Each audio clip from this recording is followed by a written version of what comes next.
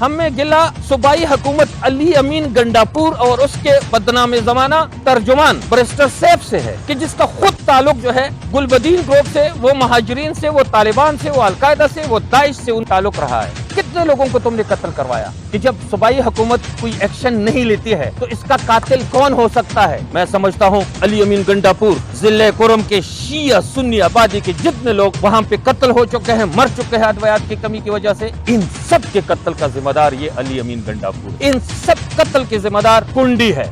حقیقت یہ ہے کہ 2021 سے لے کے آج تک ضلع کرم میں جتنی بھی دہشت گرد ہے وہ ریاست کے ان غنڈوں کے بغل میں بیٹھے ہوئے ہیں، یہ ان کے گاڑیوں کے فرنٹ سیٹ پہ گھومتے ہیں، یہ ان کے ساتھ ساتھ ہوتے ہیں جو ہمارے حفاظت کے ذمہ دار ہیں۔ آج ہم ڈیرہ میں موجود ہے تو میں سب سے پہلے ڈیرہ سے شروع کرتا ہوں کہ گزشتہ ایک عرصے سے میں ڈیرہ جہاں پہ ہم کڑے ہیں کوٹلی امام حسین کے اندر جو کڑے ہیں، کئی حکومتیں گزر گئی کہ جو موجودہ ہمارے وزیر اعلیٰ صاحب ہے، اس نے پچھلے سے پچھلی حکومت میں جب یہ وزیر مال تھے، یہاں کے جتنی زمین ہے انہوں نے اوقاف کے نام پہ کر دی اور پھر صوبائی حکومت کے نام پہ کر دیتے ہیں، اور ابھی جو ہے یہ کچھ وقت پہلے یہ کہا جا رہا تھا کہ ڈیرہ کے شیعہ آبادی جو ہے اگر وہ متفق ہو جائے، وہ ایک پوائنٹ پہ آ جائے تو ہم ان کے ساتھ بیٹھ کے ڈیرہ کے کوٹلی امام حسین کی جو 300 سمتنگ کنال زمین ہے اس کا ہم تصفیہ کر دیں گے، ان کے حوالے کر دیں گے۔ لیکن بدقسمتی یہ ہے کہ ڈیرہ کے مومنین جب اکٹھے ہو گئے، ایلڈرز بیٹھ گئے، ایک پیش پہ آ گئے، تو ابھی علی امین گنڈاپور جو ہے وہ اپنے وعدے سے پیچھے پھر گئے ہیں اور انہوں نے کبھی کوئی اس مسئلے کو توجہ ہی نہیں دی ہے۔ ہم مذمت کرتے ہیں، ہم احتجاج کرتے ہیں اور یہ مطالبہ کرتے ہیں کہ ڈیرہ کے اس کوٹلی امام حسین کی زمین جو ہے یہ فوری طور پر، یہ چونکہ امام حسین کوٹلی امام حسین کے نام پر تھا اور فوری طور پر یہ کوٹلی امام حسین کے نام پہ دوبارہ منتقل کر دیا جائے۔ ضلع کرم جہاں پہ دو فریق رہتے ہیں، جہاں پہ دو فرقے رہتے ہیں، وہاں یہ دو فرقے شیعہ اور سنی 85 تک، 82، 83، 85 تک یہ لوگ آپس میں شیر و شکر تھے، کبھی بھی یہ آپس میں لڑے نہیں ہے، کبھی بھی کوئی شیعہ سنی مسئلہ نہیں تھا۔ لیکن جب ضیاء الحق آئے، جب افغان مہاجرین آئے، تو سب سے پہلے کام انہوں نے یہ کیا کہ وہاں شیعہ آبادی جو صدہ شہر ہے وہ 90% اہل تشیع کی ملکیت ہے، بنگش قبیلہ ہے، ان سب کو 80s میں تمام خاندانوں کو تحت تیغ کر کے ایک 6 مہینے کا ایک بچہ بھی اس میں شہید ہو گیا، خواتین بھی ذبح ہو گئے، صدہ کو اہل تشیع سے خالی کرا دیا۔ اب وہ ہر 10 سال بعد 87 میں پھر انہوں نے یہ کیا کہ یہ جلا وطن حکومت بنا رہے تھے، کیونکہ ضلع کرم کی صورتحال اگر آپ دیکھیں گے جغرافیائی حوالے سے تو یہ ایک طوطے کی چونچ کی طرح یہ افغانستان کے اندر گئی ہے۔ یہ کابل کے ساتھ سب سے قریب ترین وہ جو ہے ضلع جو ہے بارڈر جو ہے وہ ضلع کرم کا لگتا ہے۔ وہاں جلا وطن حکومت بنانے کے لیے شیعہ سنی لڑائی کرائی گئی، جس میں سینکڑوں جانیں چلی گئی ہیں، جن میں ہمارے کئی دیہات جل گئے ہیں۔ پھر یہی صورتحال جب 96 میں جب افغانستان میں طالبات کی حکومت بنتی ہے تو اس کے لیے پھر کرم پہ ایک جنگ مسلط کر دیے گئے، جس میں 20 سینکڑوں لوگ شہید ہو گئے ہیں۔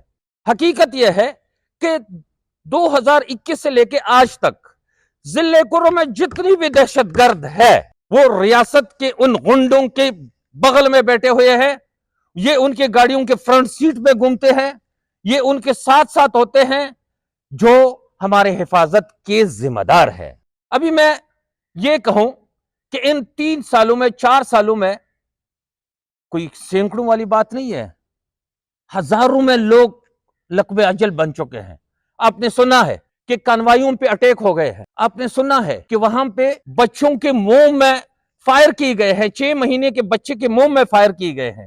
آپ نے سنا ہے کہ وہاں لوگوں کی انگلیاں، سونے کی انگوٹھی نکالنے کے لیے خواتین کی انگلیاں کاٹ دی گئی ہیں۔ افغانستان کے کچھ غنڈہ گرد کمانڈر بن کے لوور کرم میں بیٹھے ہوئے ہیں جو پاڑچنار کے مسافرین کو ذبح کرتے ہیں اور ان کے سروں سے فٹ بال کھیلتے ہیں۔ کسی کا کوئی پرسان حال نہیں ہے۔ ہمارے وہ ادارے جو اس پوری دربدری میں وہ شامل ہے وہ تو یہ کرتے ہیں، لیکن ہمیں گلہ کس سے ہے؟ ہمیں گلہ صوبائی حکومت علی امین گنڈاپور اور اس کے اس بدنام زمانہ ترجمان بیرسٹر سیف سے ہے کہ جس کا خود تعلق جو ہے گلبدین گروپ سے، وہ مہاجرین سے، وہ طالبان سے، وہ القاعدہ سے، وہ داعش سے ان کا وہ ایک تعلق رہا ہے۔ اب وہ جو ہے یہ اتنے پورے مصیبت کو کبھی انہوں نے نوٹس نہیں لیا۔ وہ نجی محفلوں میں کہتے ہیں کہ ہمارے پاس اختیار نہیں ہے، ہم کچھ نہیں کر سکتے ہیں۔ اگر تمہارے پاس اختیار نہیں ہے، ایک صوبائی حکومت کے پاس اختیار نہیں ہے، تو تمہیں پھر تمہارا اخلاقی جواز بھی ختم ہو گیا، مستعفی ہو جاؤ نا۔ کتنے لوگوں کو تم نے قتل کروایا؟ 4 مہینے کے مسلسل اس محاصرے میں کم سے کم 400 بچے ادویات کی کمی کی وجہ سے لقمہ اجل بن چکے ہیں۔ اسی طرح کئی 100 لوگ جو ہے بوڑھے، خواتین، اور جو آپ کے ڈیلیوری میں جو چیزیں، جو ادویات درکار ہوتی ہے، ان کے عدم موجودگی کی وجہ سے کم 100 کی تعداد میں خواتین وہ مر چکے ہیں، وہ شہید ہو چکے ہیں۔ میں پاکستان کی عوام سے بھی پوچھنا چاہتا ہوں، میں اپنے صحافی برادری سے بھی پوچھنا چاہتا ہوں، میں پولیس سے بھی پوچھنا چاہتا ہوں، میں اس عوام سے بھی پوچھنا چاہتا ہوں کہ جب صوبائی حکومت کوئی ایکشن نہیں لیتی ہے تو اس کا قاتل کون ہو سکتا ہے؟ ہمیں اندازہ ہے کہ تاریخ میں کچھ جملے اس طرح بھی ملتے ہیں کہ اگر کسی ریاست کے اندر ایک مقتول کا قاتل معلوم نہ ہو تو اس کا پھر سربراہ جو ہوتا ہے وہ قاتل سمجھا جاتا ہے۔ میں سمجھتا ہوں کہ علی امین گنڈاپور ضلع کرم کے شیعہ سنی آبادی کے جتنے لوگ وہاں پہ قتل ہو چکے ہیں، مر چکے ہیں ادویات کی کمی کی وجہ سے، ان سب کے قتل کا ذمہ دار یہ علی امین گنڈاپور ہے۔ ان سب قتل کے ذمہ دار کنڈی ہے۔ اس کے ذمہ دار آپ کا آئی جی پولیس جو گنڈاپور، حیات گنڈاپور نام ہے، کیا ہے وہ ہے، اور یہ کمشنر ہے۔ اسی طرح آپ حیران ہوں گے کہ پچھلے 2 مہینوں سے عمائدین کو بٹھایا ہے، جرگے پہ جرگہ ہو رہا ہے۔ اور جرگے کس طرح ہو رہے ہیں؟ جرگے تو اگر 2 فریق کے درمیان ہوتے تو شیعہ سنی کو آپس میں بٹھا کے وہ آپس میں ڈسکس کریں۔ یہ جرگہ نہیں ہے، یہ غنڈہ گردی ہے۔ یہ ایک مسودہ دے دیتے ہیں کہ اس پہ دستخط کرو، دستخط نہیں کرو گے تو تمہارا راستہ نہیں کھولے گا۔ اور آپ سب نے بیرسٹر سیف کے، آپ سب نے علی امین گنڈاپور کے، آپ سب نے فیصل کنڈی کے، آپ سب نے آئی ایس پی آر کے، D G I S P R کے وہ پریس کانفرنس سنی ہے کہ آج جرگہ دستخط کرے، معاہدہ پہ دستخط کرے تو کل راستہ کھول دیا جائے گا۔ کہاں ہے؟ 27 تاریخ کو دستخط ہوئے ہیں، 1 کو جرگہ کمپلیٹ ہو چکا ہے۔ آج جنوری مکمل چلی گئی ہے، فروری بھی مڈ تک جا رہی ہے، راستے بند ہے، پیٹرول کو نہیں چھوڑ رہے، میڈیسن کو نہیں چھوڑ رہے، اور پھر اسی جرگے کے بعد، اسی معاہدہ کرنے کے بعد ہماری کانوائی لوٹی گئی، ہمارے ڈرائیور قتل ہو گئے، سب در بدر ہو گئے۔ اوپر سے اب حیران ہوں گے، میڈیا پہ کئی روز جاری تھا کہ بگن کا آپریشن ہو رہا ہے۔ بگن کا کیا آپریشن ہوا ہے؟ کس پڑوسی کو انہوں نے پکڑا ہے؟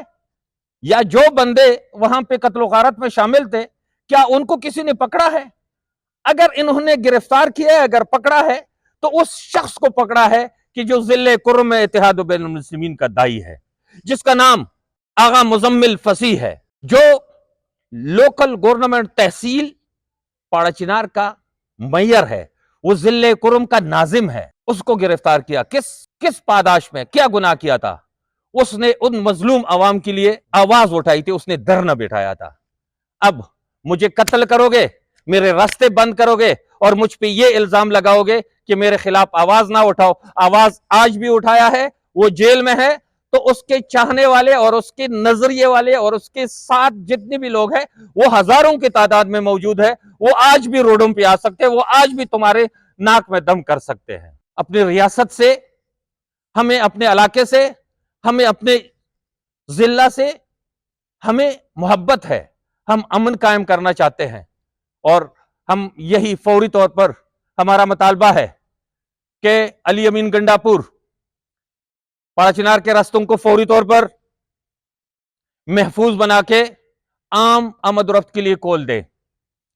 ہمارا مطالبہ ہے کہ علی امین گنڈاپور سمیت جتنی بھی لوگ ہیں جنہوں نے آغا مزمل کو پکڑا ہے، جنہوں نے آغا مزمل کو قید کیا ہے، جو جیل میں ڈالا ہے، اس کی فوری طور پر رہائی فرمائے۔ اور ان کو یہ بھی کہہ دیتے ہیں، جس طرح عمران خان نے اس کو پیغام بھیجا تھا کہ اگر تمہاری یہی حالت رہی جس طرح تم حکومت چلاتے ہو تو ان قریب یہ ہوگا کہ پی میں بیٹھنے کے لیے تمہیں کوئی جگہ نہیں ملے گی، پھر اسلام آباد میں بیٹھ کے حکومت کرو گے۔ تو اس لیے دیر نہ کرو، اٹھو، پڑچنار کے رستے کھول دو، پڑچنار میں امن بحال کرو، اور ان مظلوموں کی آواز دبانے کی کوشش نہ کرو بلکہ ان کا ساتھ دو۔